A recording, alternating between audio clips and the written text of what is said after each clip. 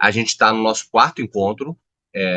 Infelizmente, o Nelson ele está aqui na sala, mas não tem como falar, porque ele teve uma pequena intervenção dentária hoje. Então, eu que vou fazer as considerações sobre o conto. Eu acho que vai ser um pouco menor, para não virar uma palestra de 1 hora. E depois a gente pode tecer mais sobre esse conto, que é um conto inteligentíssimo. Eu queria só fazer considerações iniciais a respeito desse conto, que é A Igreja do Diabo. Nome esse bastante provocativo. Um conto que ele é do História Sem Data, então a gente não tem a data dele, mas o livro foi publicado em 1874. A gente está aí, nessa leva do Machado, nesses primeiros momentos de estudos, trabalhando muito sobre os próprios contos dele, lembrando que a gente teve na última o Evolução e também o Teoria do Medalhão, né? E na anterior, o último capítulo. Então a gente está no quarto conto, digamos assim, do nosso Machado, se não me engano, né, Nelson? O quarto encontro, tratando basicamente dessa faceta do Machado, que trata do Machado contista. Ele tem uma interlocução, como várias outras obras literárias do Machado, uma interlocução com referências literárias, referências filosóficas, e o que soa como mais marcante no Igreja do Diabo é o diálogo implícito com a obra Fausto, do Goethe. É uma obra que é clássica da literatura ocidental. Ela é em 2 volumes, tem publicada em português pela editora 34. E o Machado, nesse pequeno contozinho, provavelmente tendo o momento todo o Goethe em sua mente como inspiração, ele faz uma história baseada na ideia de que o diabo resolve construir, fazer uma igreja, né? É esse que é o mote de partida. E qual é a inspiração no Goethe? É essa figura do diabo, que no Goethe, no Fausto de Goethe, está em Mefistófeles, né? Então a gente tem no Goethe a figura do Mefistófeles, que junto com o Fausto, os dois protagonistas de uma história. Uma história que passa por milhares e milhares e milhares de versos. Eu, quando leio esse conto do Machado, que a gente vai agora escutá-lo um pouco, eu tenho a impressão, sem querer ser demasiado pretensioso ou até demasiado injusto, eu tenho a impressão que o Machado ele toca em pontos extremamente relevantes, dos quais o Goethe ele não tratou.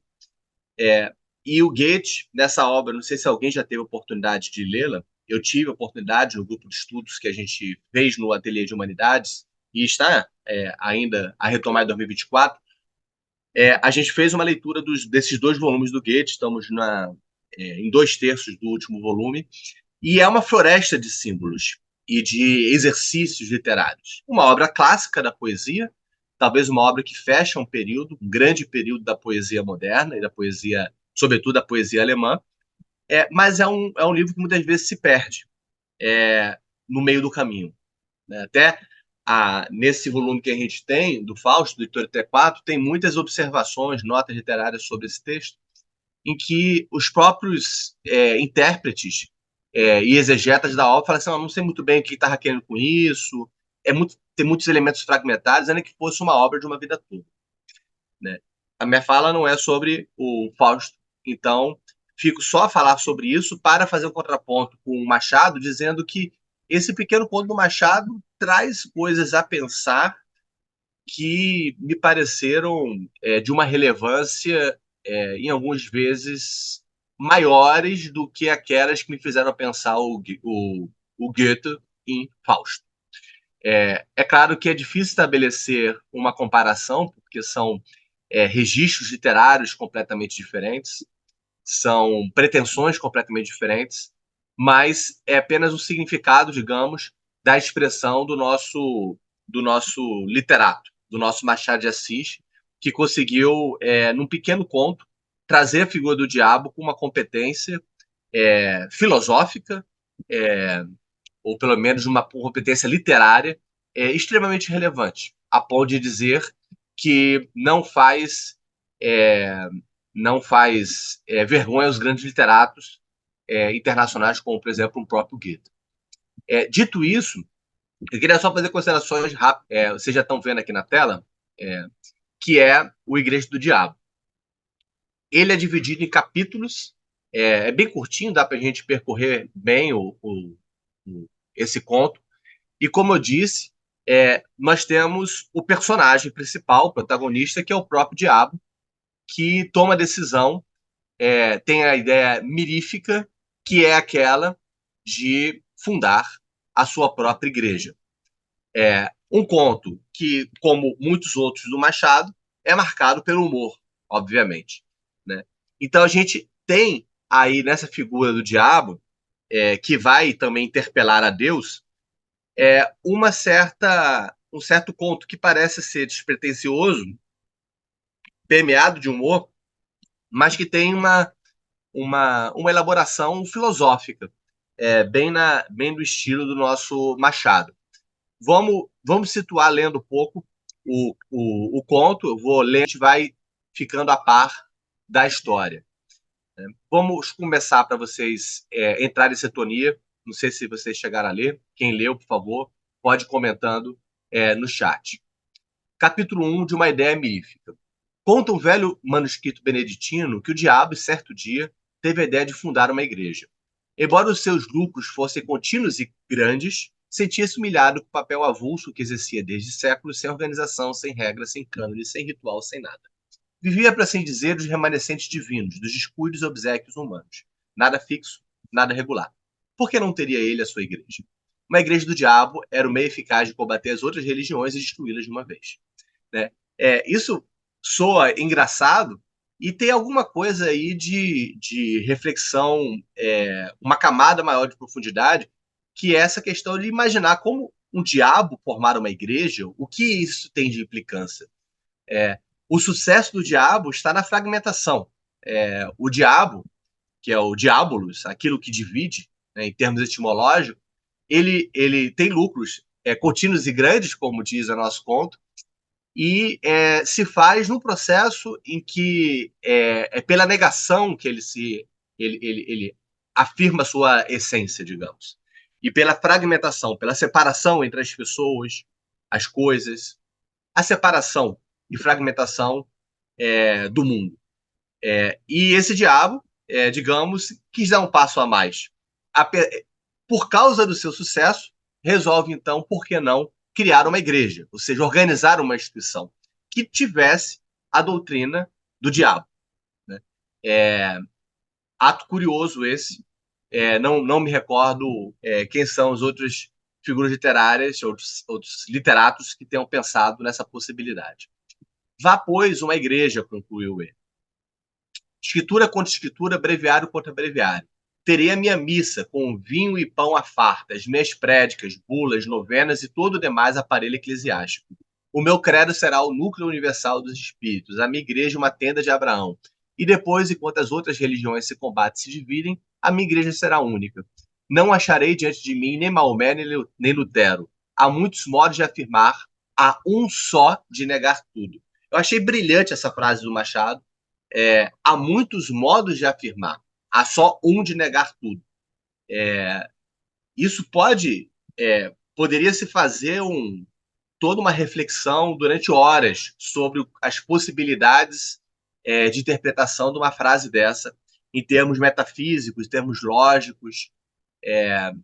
O que me parece, digamos, falando na boca do diabo, que ele quis ele tinha uma pretensão de unificação que as outras igrejas não teriam. Porque as outras igrejas, sendo simbólicas, o que é? O diabo se distingue do símbolo. O símbolo é aquilo que junta, né? Aquilo que tem um aspecto, digamos, construtivo, unificador. E o diabo é o que separa, como eu disse. De alguma forma, ele pensa o impensável aqui. O Machado, quando pensa que é aquele que vive na separação e da negação, diz: eu vou conseguir fazer uma unidade mais perfeita do que aquela das igrejas. Porque há muitos modos de afirmar, de construir.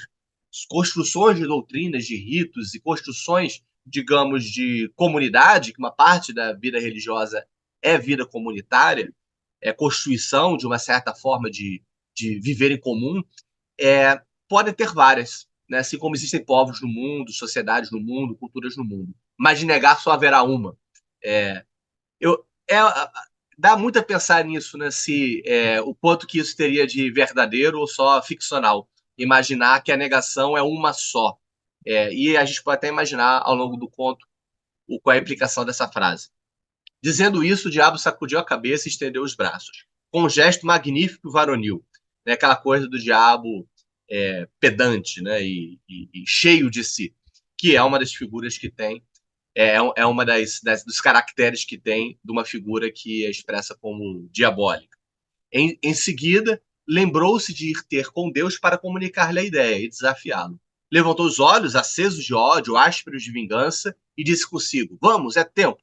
E rápido, batendo as asas, com tal estrondo que abalou todas as províncias do abismo, arrancou da sombra para o infinito azul. Esse deu um pouco é, o direito de construir uma cena aí que poderia ser uma cena da Marvel ou de qualquer outro, pegando um anti-herói, varando os espaços para encontrar a Deus.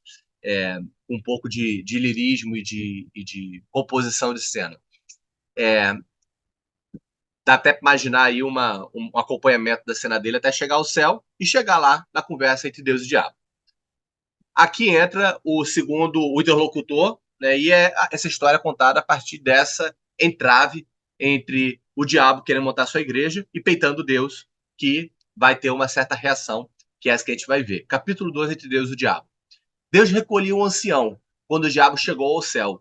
Os serafins que engrinaldavam o recém-chegado retiraram-se logo, e o diabo deixou-se estar à entrada com os olhos do Senhor. Quem me queres tu? Perguntou este. Não venho pelo vosso servo Fausto, respondeu o diabo rindo, mas por todos os Faustos do século e dos séculos. E aqui tem a referência direta a Fausto, né?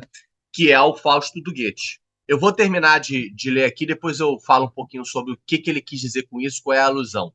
Explica-te, diz Deus. Senhor, a explicação é fácil, mas permiti que vos diga. Recolhei primeiro esse bom velho, dai-lhe o melhor lugar, mandai que as mais... Chegou a cortar? Espero que não, né? Porque deu aqui... Continuando. Deu aqui instabilidade, espero que não tenha cortado. Sabes, vou repetir aqui a frase. Senhor, a explicação é fácil, mas permiti que vos diga.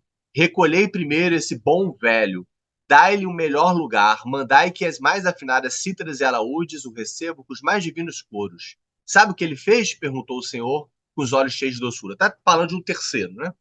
Não, mas provavelmente é dos últimos que virão ter convosco. Não tarda muito que o céu fique semelhante a uma casa vazia, por causa do preço, que é alto. O preço de chegar no céu é alto, né? Vou edificar uma hospedaria barata. Em duas palavras, vou fundar uma igreja. Estou cansado da minha desorganização, do meu reinado casual e adventício. É tempo de obter a vitória final e completa. Então, vim dizer-vos isto com lealdade, para que não me acuseis de dissimulação. Boa ideia, não vos parece?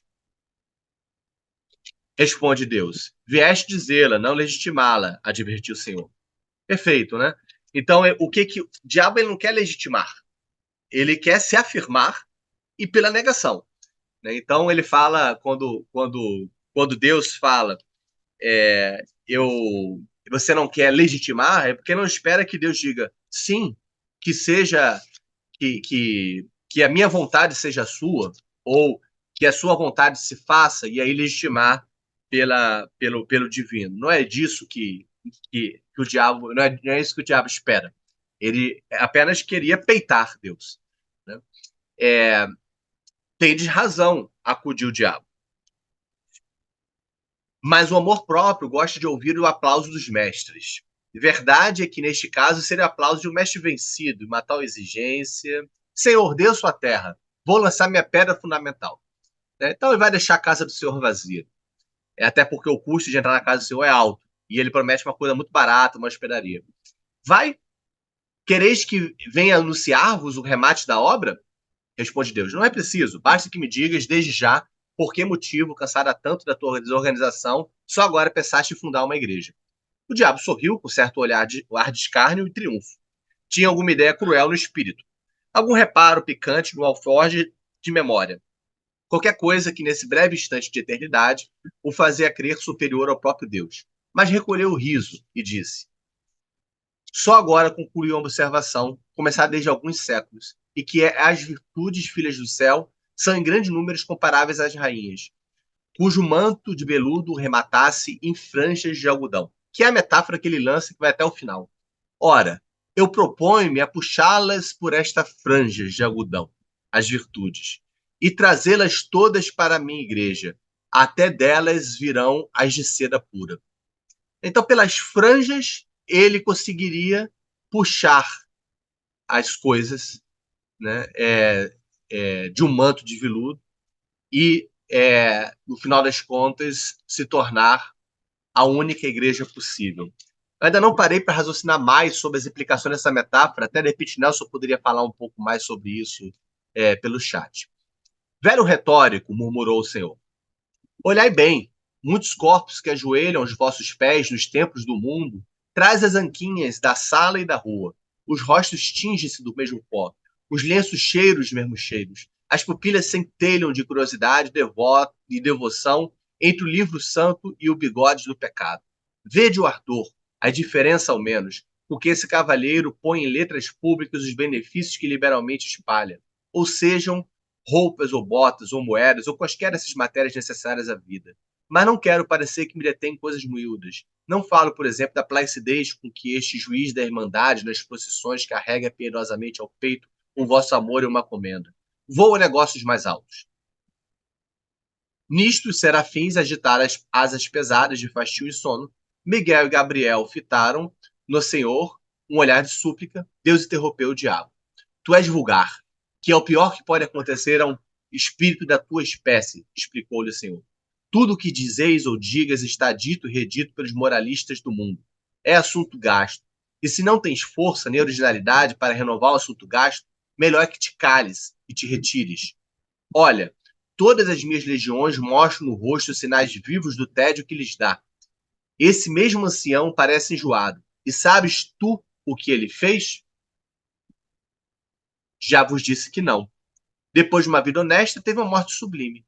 Colhido em naufrágio, ia salvar-se numa tábua, mas viu um casal de noivos, na flor da vida que se debatiam já com a morte.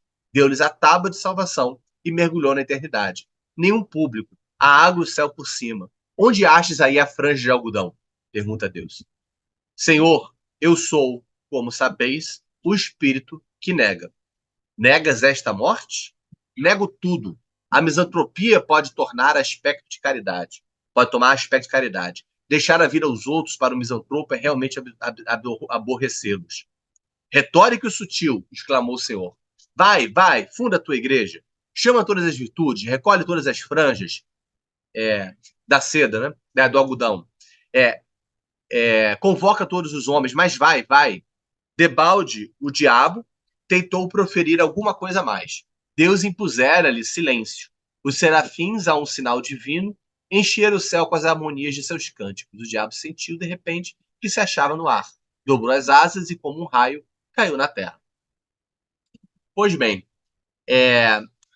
esse capítulo que trata essa conversa, que tem uma densidade aí que a gente poderia elaborar mais na nossa conversa, ele tem uma alusão ao Fausto, que eu falei que ia pegar no final, que é essa aqui, logo do início. Cadê aqui? Não venham pelo vosso servo Fausto, respondeu o diabo rindo, mas por todos os Faustos do século e dos séculos. Essa passagem, ela está a remeter à conversa, ao prólogo no céu que tem no Fausto do Goethe. Tá? No prólogo do céu, a gente tem o Mefistófeles, que vai falar com Deus. E ele vai dizer: Isso é o prólogo do céu do Goethe. Já que, Senhor, de novo te aproximas para indagar se estamos bem ou mal, Mefistófeles é o diabo. E habitualmente ouvir-me e ver-me estimas, também me vês agora entre o pessoal. Perdão, não sei fazer fraseado estético, embora de mim zomba a roda toda aqui. Far-te-á rir, de certo, meu patético, se o rir fosse hábito ainda para ti. E ele vai falando com o Altíssimo, né? E chega um momento, nesse diálogo com o Altíssimo, que o Mefistófeles fala: eu é, vou ali ter com um que é um dos seus. Aí pulando alguns versozinhos, tem o Altíssimo. Altíssimo Derrear, que seria o Senhor, senhoridade. O Senhor, né? Que seria o Deus dentro desse prólogo. Nada mais que dizer-me tens, só por queixar-se sempre vens? Nada na terra achas direito, enfim? Então, Deus pergunta: o que você está fazendo aqui? Aí o Mefistófeles, também é chamado de Mefisto por alguns: não, mestre, acha-o tão ruim quanto sempre. Vendo assim, coitados, e seu transe, os homens já lamentam. Eu próprio, até sem gosto, os atormento. Então, Mefisto fala que, né, está atormentando os seres humanos, sem muito gosto, já cansado deles. E nesse momento, o Deus fala: do Fausto, sabes? Mefisto: o doutor? O Altíssimo: meu servo, sim. E aí Mefisto fala: de forma estranha ele vos serve, mestre. Não é do louco a nutrição terrestre. Fermento impele ao infinito, semiconsciente de seu vão destino. Do céu exige o âmbito restrito, como da terra o gozo mais perfeito, e o que lhe é perto, bem como o infinito, não lhe contenta o tumultuoso peito. O Altíssimo responde: se em confusão me serve ainda agora, daqui em breve o levarei à luz. Quando verdeja o arbusto, o cultor não ignora que no futuro fruto e flor produz. E aí o Mefisto faz aposta: que apostais? Perdereis o camarada. Se o permitirdes, tenho em mira, levo-lo pela estrada. Chega o Altíssimo e responde, enquanto embaixo ele respira: nada te vedo nesse assunto. Erra o homem enquanto a algo expira. Eu não vou seguir aqui, mas só para vocês entenderem que nesse diálogo o Mefisto está falando sobre Fausto e dizendo: eu vou trazer para mim, eu vou trazê-lo para mim, e Deus falando: ele é meu servo. Isso contrasta com, voltando aqui para o nosso Machado, com o não venho pelo vosso servo Fausto, respondeu o diabo rindo. Então ele não está chegando a Deus falando do servo Fausto e querendo colocá-lo no aposta, no sentido de eu vou pegá-lo para mim, e aí Deus vai topar a aposta ou não. E no caso, no prólogo do céu aqui do Goethe, Deus não faz aposta. Né? Tem discussões se aceita aposta ou não, mas em geral não está entrando na aposta. Dentro do Machado, o Machado diz: eu estou, na verdade, falando de por todos os Faustos dos séculos e dos séculos, todos os seus séculos, todos os seres humanos. Eu estou construindo uma igreja para a humanidade.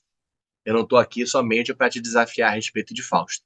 Então, há uma alusão direta aqui do Machado a Goethe, que é muito interessante de se acompanhar.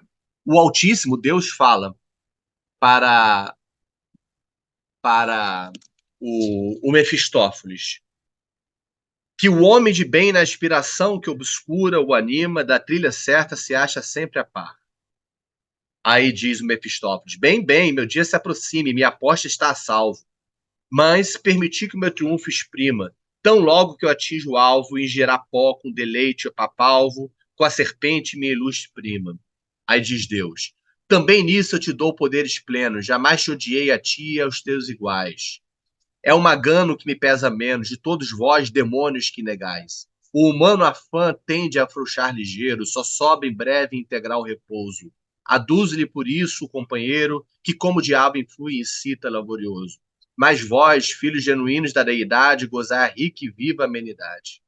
O que se forma e é eterno, vive e opera, vos prenda em suaves vínculos de amor, e o que flutua em visionária esfera, firmai com pensamento duradouro.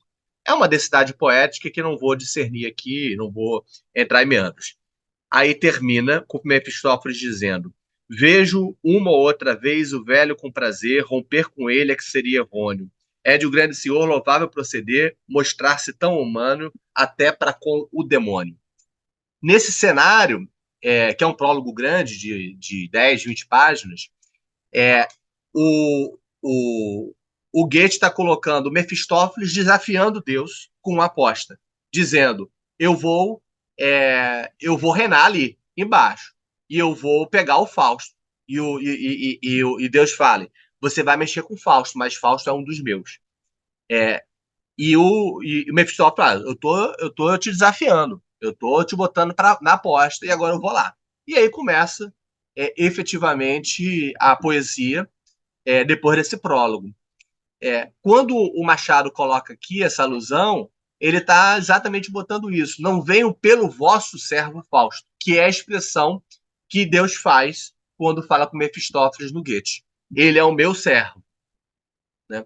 E ele responde rindo o diabo. Mefistófeles também tem esse aspecto de escárnio, né? Que é próprio também da figura do diabo. Mas por todos os Faustos dos séculos e séculos.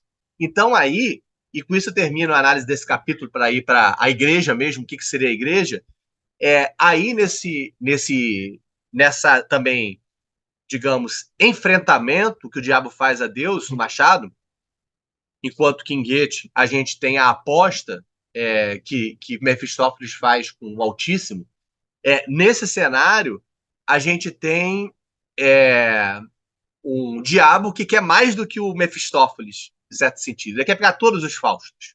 Ele não quer pegar só um servo, ele quer pegar todos. Ele quer dominar o mundo. E a gente vai para a Igreja do Diabo, do Machado, o capítulo 3, a Boa Nova aos Homens, que seria o que seria essa Igreja do Diabo. Né? E lembrando que é um contozinho, termina no capítulo 4. Vamos lá, vamos seguir até o final o conto, que ele é bem pequeno. Uma vez na Terra, o diabo não perdeu um minuto. Deus se pressa em enfiar a cogula beneditina, como hábito de boa fama, e entrou a espalhar uma doutrina nova e extraordinária, com uma voz que reboava nas estranhas do século. Ele prometia aos seus discípulos e fiéis as delícias da terra, todas as glórias, os deleites mais íntimos. Isso também é a promessa que Mefistófeles faz a Fausto. Né? Mefistófeles fala para Fausto: eu vou te dar tudo o que você quer. E quando você disser para mim, basta, basta, sou satisfeito, já chega, já tenho tudo, a sua alma será minha.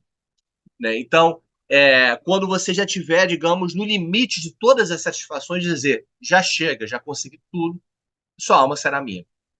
Essa Igreja do Diabo promete uma organização institucional com uma espécie de teologia da prosperidade, me desculpem, me veio à mente isso, uma diabologia da prosperidade, em que diz: todas as delícias da terra estão prometidas a ti, né? Todas as glórias, os deleites mais íntimos. Confessava que era o diabo, mas confessava-o para retificar a noção que os homens tinham dele de desmentir as histórias que a seu respeito contavam as velhas beatas. Então ele está querendo, como um bom mentiroso, dizer que tudo que contavam sobre ele era mentira. Né? Uma forma do mentiroso desfazer as verdades é de mentir sobre elas e reverter a coisa, que é um dos aspectos também do diabo, né? A capacidade de inversão das coisas, né? Transformar virtudes em vícios, vícios em virtudes. E nesse caso, ele está querendo lavar a imagem dele, né, para formar a igreja. Sim, sou o diabo, repetia ele. Não o diabo das noites sulfúreas, dos contos soníferos, terror das crianças, mas o diabo verdadeiro e único, o próprio gênio da natureza, a que se deu aquele nome para arredaçá-lo do coração dos homens. Vede-me gentil e airoso, sou o vosso verdadeiro pai. Vamos lá, tomai daquele nome inventado para meu desdouro, fazei dele um troféu e um lábaro, e eu vos darei tudo, tudo, tudo, tudo, tudo, tudo. Então, mais uma vez, uma outra coisa própria do diabo, que é esse de prometer dar todas as coisas, tudo, como tem no próprio Mefistófeles diante de Fausto. E quando ele fala, eu sou o próprio gênio da natureza, é também em, em Goethe, no próprio Fausto, que o diabo aparece como gênio da natureza, que é uma figura mítica, que o Goethe explora do diabo como sendo esse gênio da natureza, um ser mitológico, que é basicamente aquilo que move a natureza. Então, tem aí uma camada aí de metafísica presente no Machado que daria para discutir muito, né, sobre isso. E o interessante é que o diabo está querendo fazer é ocupar um lugar que é o lugar do próprio Deus. Eu sou o verdadeiro e o único. Né? E, de alguma forma, trazer para o imanente, eu diria assim. Eu sou o gênio da natureza. Me tiraram do coração dos homens, mas, no final das contas, vocês tendem a mim. Né? E eu não sou aquele ser terrorista. Eu sou aquele que vocês... que dá, que é da própria natureza de vocês. E é aquilo que vocês desejam, né? Que é isso que o diabo promete. Eu vou dar aquilo que vocês desejam, sem limite, sem falta, sem constrangimentos, sem culpas. Era assim que falava a princípio, para excitar entusiasmo, despertar os diferentes, congregar em sumas, multidões ao pé de si. E eles vieram, e logo que vieram, o diabo passou a definir a doutrina. A doutrina era que podia ser na boca de um espírito de negação.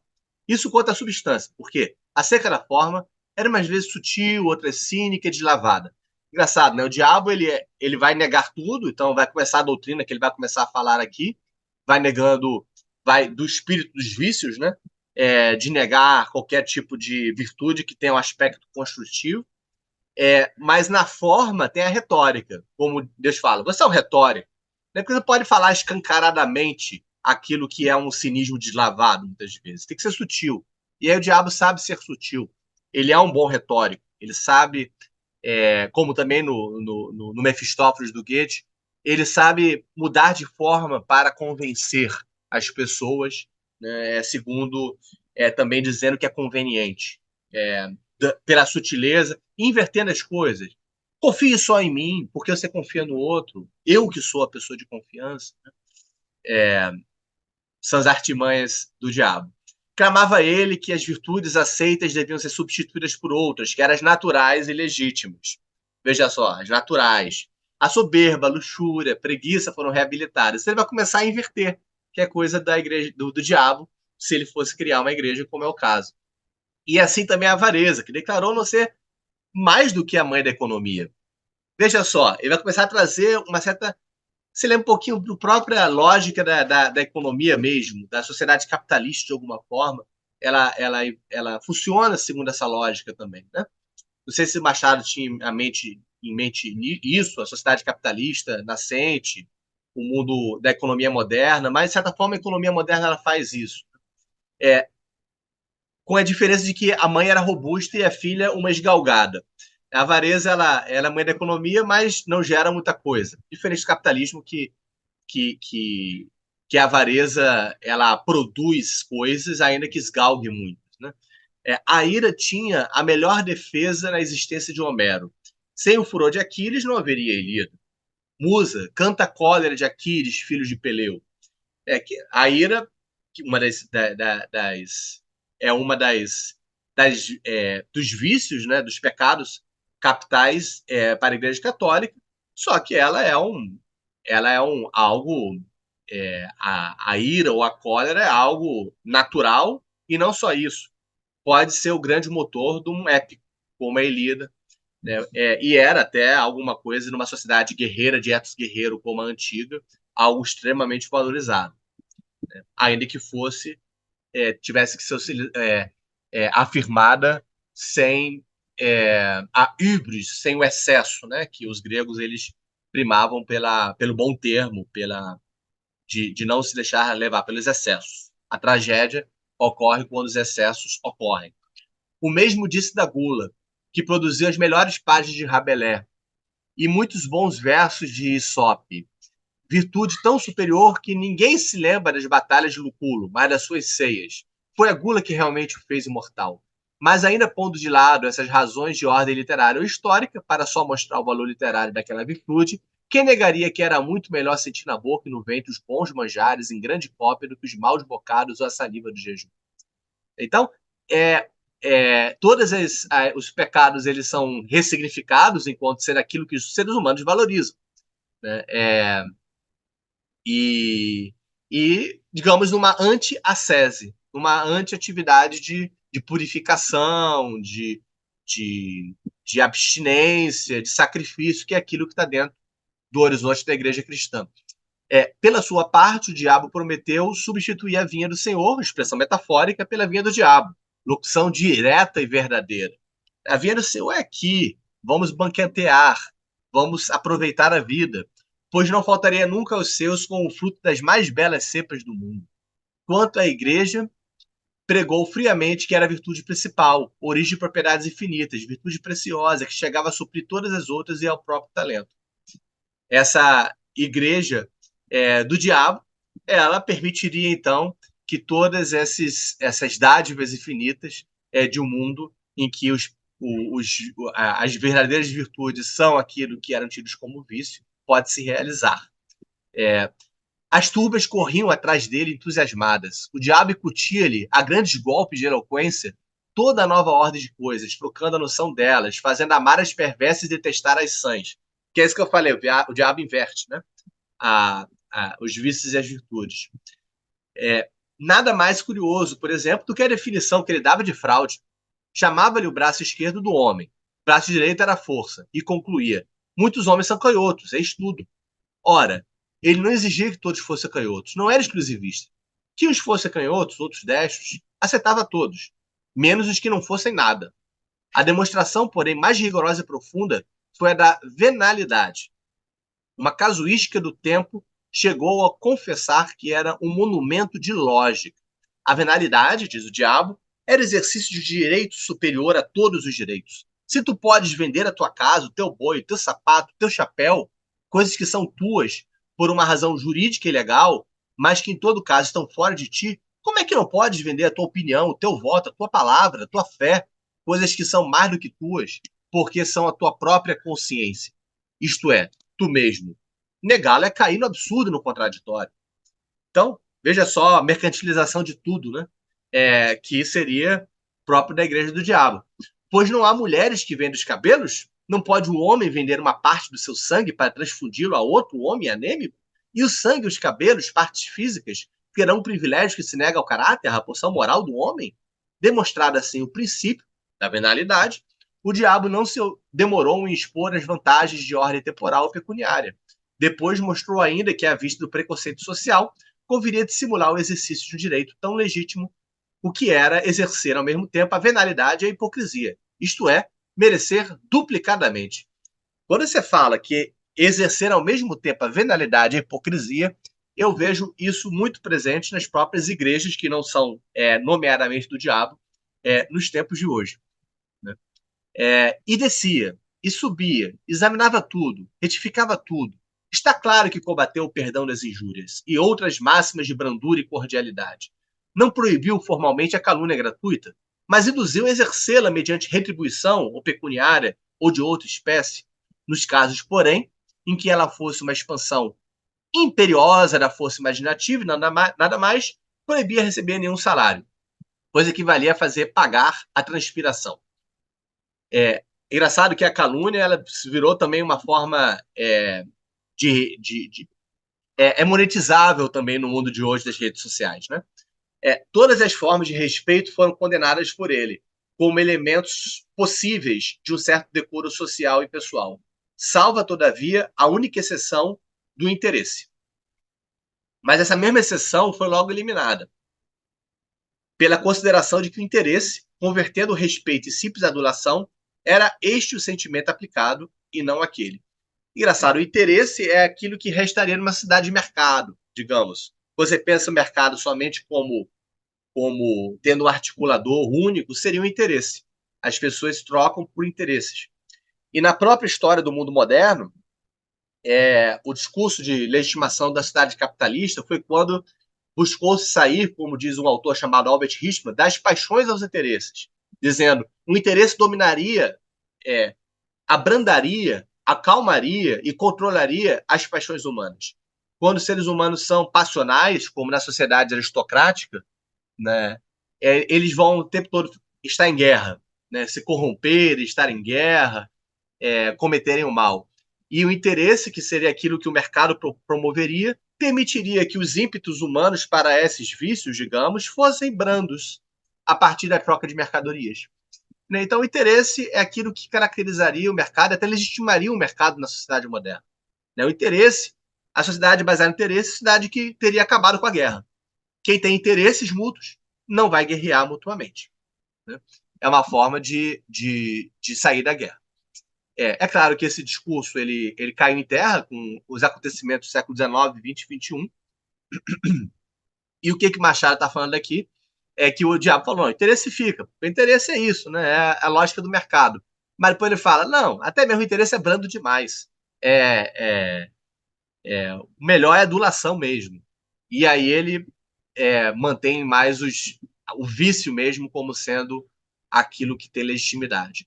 Para rematar a obra, entendeu o diabo que lhe cumpria cortar por toda a solidariedade humana, que é o que o diabo faz, né, em termos do imaginário, né, a separação, cortar, dividir as pessoas.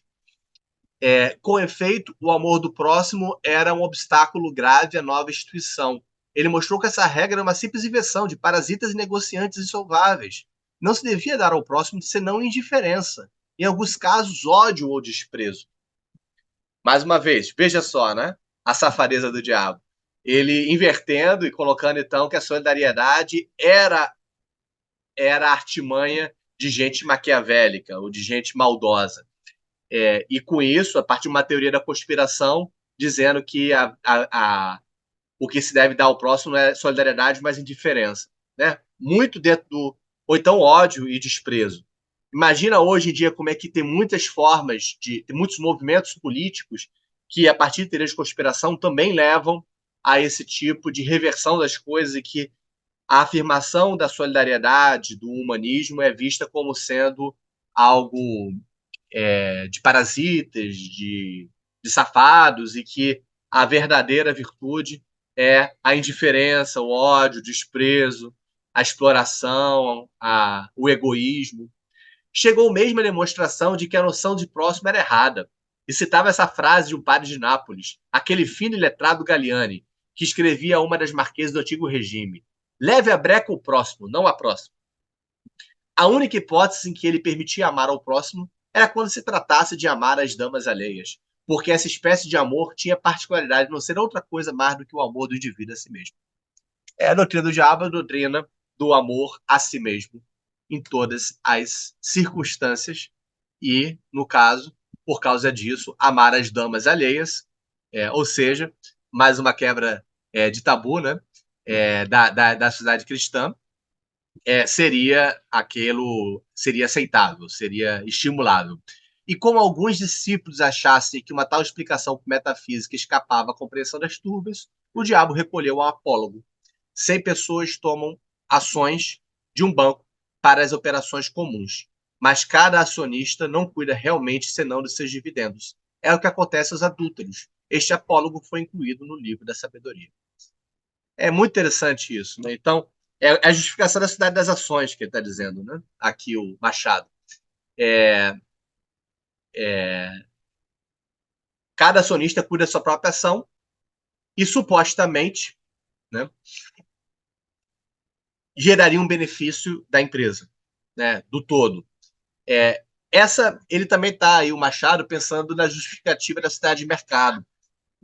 Mandeville, na Fábula das Abelhas, que é um dos caras desse período que eu falei da justificação do interesse, é o que cunhou a máxima num livro, que é um livro de 1000 páginas, mas quase ninguém lê e só o lembra a partir da ideia de que os vícios privados levam a virtudes públicas. É isso, né? Você cuidando somente do seu, você vai gerar virtudes públicas. Por exemplo, um empresário, um bilionário pode ser me desculpem o termo, um filho da puta, individualmente, vicioso, só que gera benefícios ao cuidar somente dos seus interesses do seu bigo, gera benefícios coletivos. Então, isso seria também uma pregação da igreja do diabo. E aí vem o final, que é a parte pequena, que é o anticlímax do diabo, que é o franjas e franjas, que traz a imagem que eu não parei a pensar um pouco quando ele vai retomar as franjas lá da metáfora inicial, que eu vou precisar de vocês para pensar direito sobre as implicações dessa metáfora que anima todo o conto. A previsão do diabo verificou-se. Todas as virtudes cuja capa de veludo acabava em franja de algodão, uma vez puxadas pela franja, deitavam a capa as urtigas e vinha alistar-se na igreja nova. Então, pelas franjas, você puxava as pessoas para a igreja. As franjas, digamos, são os vícios, né? São, digamos, aquilo que sai da igreja. Eu interpretaria assim, aquilo que não os vícios que não saem da igreja, aquilo que excede a moralização ou a moralidade que a igreja se propõe a fazer. É aquilo que é o ímpeto humano para aquilo que é demasiado humano. E é nisso que o diabo puxa pela franja e vai levando para a igreja dele. Atrás foram chegando as outras, e o tempo abençoou a instituição. A igreja fundara-se, a doutrina propagava-se. Não havia uma religião do globo que não conhecesse a igreja do diabo, uma língua que não a traduzisse, uma raça que não amasse. O diabo alçou brados de triunfo. Um dia, porém, longos anos depois, notou o diabo que muitos de seus fiéis, às escondidas, pelas franjas, praticavam as antigas virtudes. A franja está aí, né? Então a franja mudou. Franjas e franjas. Então eu acho que, conforme eu vou falando, eu elaboro até melhor a metáfora, que não tinha ainda parado. Agora vem as outras franjas, que são as franjas na igreja do diabo e não na igreja de Deus. Não as praticavam todas, nem integralmente, mas algumas por partes, e como digo, as ocultas. Certos glutões recolhiam-se a comer frugalmente, 3 ou 4 vezes por ano, justamente em dias de preceito católico. Muitos avaros davam esmolas à noite, ou nas ruas mal povoadas. Vários lapidadores do erário restituíam-lhe pequenas quantias. Os fraudulentos falavam uma ou outra vez com o coração nas mãos, mas com o mesmo rosto dissimulado para fazer crer que estavam embaçando os outros.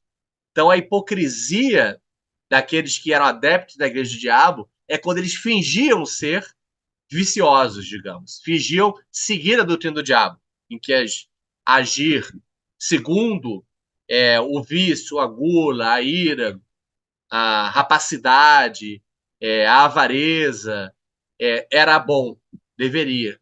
E aí, hipocritamente dissimulava e fazia o caminho para ações que eram das antigas virtudes. A descoberta assombrou o diabo. Meteu-se a conhecer mais diretamente o mal e viu que lavrava muito. Alguns casos eram até incompreensíveis, como o de um droguista do Levante, que envenenara longamente uma geração inteira e, com o produto das drogas, socorria os filhos das vítimas. No Cairo, você imagina a indústria farmacêutica também hoje em dia, quanto que tem droguista do Levante. No Cairo, achou, só que não sei se necessariamente socorre os filhos das vítimas. No Cairo, achou um perfeito ladrão de camelo, que tapava a cara para ir às mesquitas. O diabo deu com ele, lembrei não só de farmacêuticos, mas também a própria a indústria de agrotóxicos, né, dos 7 tipos de agrotóxicos e tudo aquilo que é utilizado como forma de envenenar as pessoas e gerações inteiras.